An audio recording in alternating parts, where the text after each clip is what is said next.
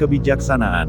Siapakah gerangan, Tuan? Arya Belanga dengan herannya bertanya. Namaku Koming. Tak sengaja tadi aku mendengar keluh kesahmu. Berbuat jahat untuk kebaikan tidak dihitung kejahatan, jawabnya. Bagaimana sebuah kejahatan bisa berbuah kebaikan? Tuan tidak mendengar kata-kata lelaki bersorban tadi. Ketika Nabi Musa diminta untuk belajar dari Nabi Khidir, bukankah disyaratkan agar tidak boleh ada pertanyaan dari Nabi Musa? Lihatlah yang dilakukannya sebagaimana dikisahkan dalam surah Al-Kahfi. Koming balik bertanya, ya, aku tahu kisah itu. Nabi Musa meminta izin untuk berguru dan mengikuti Nabi Khidir. Lalu dijawab bahwa Nabi Musa pasti tidak akan sanggup menjadi orang sabar jika bersamanya, jawabnya. Arya Belanga terlihat mulai tertarik dengan lawan bicaranya itu. Nabi Khidir langsung membalas dengan perkataan bahwa bagaimana Nabi Musa dapat sabar atas sesuatu, jika ia belum mempunyai pengetahuan yang cukup tentang hal itu. Kisah itu menyampaikan pesan yang sama dengan keadaan yang engkau alami. Bagaimana mungkin engkau bisa tahu mana yang jahat dan mana yang baik?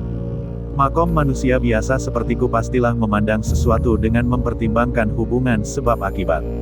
Syarat yang disampaikan Nabi Khidir yang melarang Nabi Musa bertanya tentang sesuatu apapun sampai beliau sendiri yang menerangkannya pun tak sanggup dipenuhi oleh Nabi Musa.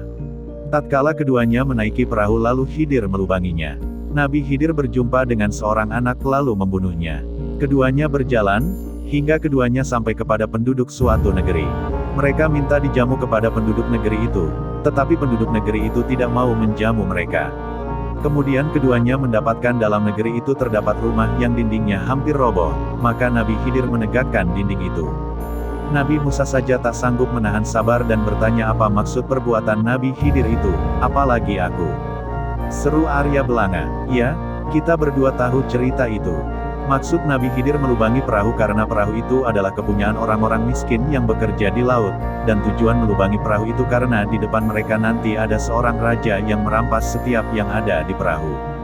Adapun anak itu, kedua orang tuanya adalah orang-orang mukmin. Nabi Khidir khawatir bahwa dia akan mendorong kedua orang tuanya itu kepada kesesatan dan kekafiran. Ia menghendaki supaya mereka mengganti anak lain bagi mereka, yang lebih baik lebih dalam kasih sayangnya kepada orang tua. Dan tentang dinding rumah itu adalah kepunyaan dua orang anak yatim. Di bawahnya ada harta benda simpanan bagi mereka berdua, sedangkan ayahnya adalah seorang yang saleh. Allah menghendaki agar supaya mereka sampai kepada kedewasaannya dan baru menemukan simpanan harta itu. Mengapa Nabi Khidir yang telah dihina oleh penduduk negeri itu malah berbuat baik? Alasannya karena hal itu sebagai rahmat dari Rabb dan tidaklah ia melakukannya menurut kemauannya sendiri. Koming menyampaikan kembali kisah tentang Nabi Khidir. Lalu menurutmu apakah aku yang hanya manusia biasa ini mampu mencontoh tauladan dari Nabi Khidir? Sungguh pandanganku tak bisa sejauh pandangan Nabi. Arya Belanga semakin tertarik bicara dengan lelaki berperawakan mirip orang China itu. Metode pembelajaran yang disampaikan dalam Al-Quran diantaranya dengan kisah-kisah. Tujuannya adalah untuk kita ambil hikmahnya dan dijadikan tauladan dalam kehidupan kita sehari-hari. Tentunya untuk sampai kepada keadaan itu, kita harus mencapai derajat ihsan. Di mana dalam pandangan kita semata-mata hanya mengharap ridho dan rahmat dari Sang Maha Pencipta. Engkau harus bisa mendefinisikan sebuah tindakan yang menurutmu jahat tetapi bisa berbuah kebaikan yang lebih besar. Aku tahu engkau saat ini harus segera menuju Keraton Palembang karena di sana akan terjadi peristiwa besar. Wabah penyakit lumpuh yang menyerang anak-anak di pedalaman ini memang harus disembuhkan. Jika tidak, maka mereka bisa kehilangan kesempatan untuk hidup. Tetapi ingatlah jika Keraton Palembang yang selama ini berfungsi sebagai pelindung dakwah dan syiar Islam runtuh karena engkau lebih memilih berbuat baik dengan mengobati anak-anak yang keracunan, maka engkau artinya sama saja telah berbuat lebih jahat dibanding lelaki bersorban tadi. Terlebih dalam kata penutupnya, ia menyampaikan telah memujimu dengan peristiwa yang terjadi sekarang ini. Lalu jika aku pergi ke Palembang, bagaimana nasib anak-anak di 3 dusun yang belum aku kunjungi? Arya Belanga masih dilanda kebimbangan. Takdir mereka mengantarkan langkah kakiku ke sini bertemu denganmu. Biarlah tanggung jawab mengobati mereka menjadi tugasku. Pergilah engkau ke Palembang, tunaikan tugas muliamu. Lelaki bersorban yang kutemui semuanya menyampaikan tentang ilmu hakikat kepadaku. Jangan-jangan engkau adalah bagian dari diri mereka. Sungguh aku saat ini meragu dengan keputusanku. Meskipun aku sepakat dengan semua dakwahmu yang baru aku dengar tadi. Lalu apa gunanya engkau mentoladani kisah Nabi Khidir jika kesimpulanmu kembali seperti itu? Aku memang harus memilih. Ya Rab, tolonglah berikanlah petunjuk jalan yang terbaik yang harus hamba pilih. Arya Belanga tiba-tiba menengadahkan tangannya ke atas. Ia berdoa memohon kepada Yang Maha Kuasa agar diberikan pencerahan atas peristiwa pelik yang saat ini tengah dihadapinya. Baiklah Tuan Arya Belanga, seandainya aku bisa sepertimu yang rela menanggalkan kemewahan dunia untuk menunaikan janji. Sungguh makomku jauh di bawahmu. Ketika kekuasaan di Palembang sudah di tanganmu, engkau lebih memilih menjadi Arya Belanga. Ingin sekali aku melanjutkan obrolan kita ini, tetapi takdir kita tidak akan berhenti di sini, ujar Kom Ing tulus. Ya, Tuan Kom Ing. Aku sudah mengambil keputusan. Aku menyerahkan takdir anak-anak yang terkena sirap lumpuh kepadamu. Aku akan menuju Palembang untuk menunaikan janjiku kepada Raja Palembang. Pintu Padepokan Tinggi Panular selalu terbuka menunggu kedatangan Tuan. Biarlah kita habiskan perkara hakikat dan marifat di padepokanku di Lubuk Rukam. Insya Allah kita akan bertemu lagi. Arya Belanga menjura hormat kepada sahabat yang baru dikenalnya itu. Dalam hatinya saat itu dipenuhi dengan tanda tanya. Bagaimana orang berperawakan seperti orang China itu mampu melinsankan petuah-petuah yang begitu dalamnya. Belum lagi ucapannya yang berisi sanjungan kepada Arya Belanga seolah-olah dia mengetahui apa yang dialami oleh pewaris tahta keraton Jipang itu. Kedua orang bijaksana itu saling berpelukan dan mengucapkan salam perpisahan. Baru sekedipan mata, Tuan Kom Ing telah hilang dari pandangan. Arya Belanga menghela nafas dalam-dalam seraya memandang ke arah berlawanan. Sungguh di dunia ini di atas langit ada langit. Di atas orang berilmu pasti ada yang lebih berilmu. Hakikat semua kebesaran dan keagungan itu hanyalah kepunyaan Allah. Manusia hanya menguasai sedikit dari yang sangat banyak. Selesai bergumam sendiri, lelaki parubaya itu melompat ke pelana kudanya. Ia langsung membedal kudanya dengan cepat. Sinar terang matahari perlahan-lahan mulai berkurang.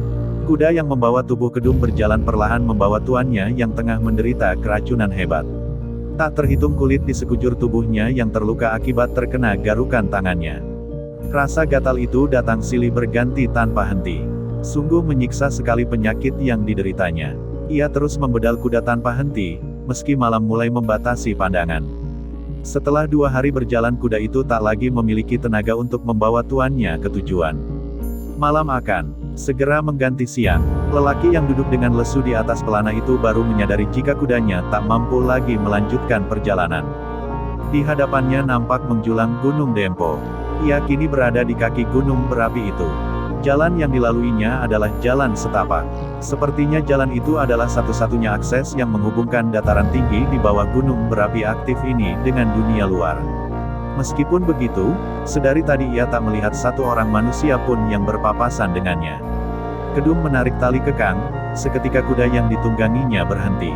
Dengan sisa tenaganya ia turun dari pelana kuda.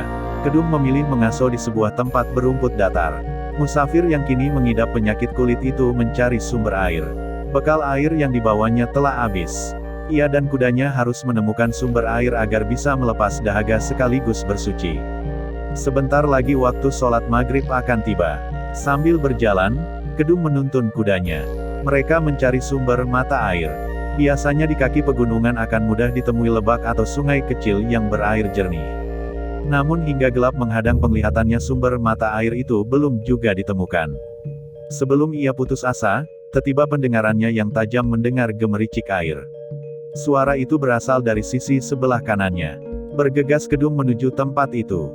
Meski pandangannya terbatas kegelapan malam, tetapi Kedung masih bisa melihat sungai kecil yang berada di depan mereka.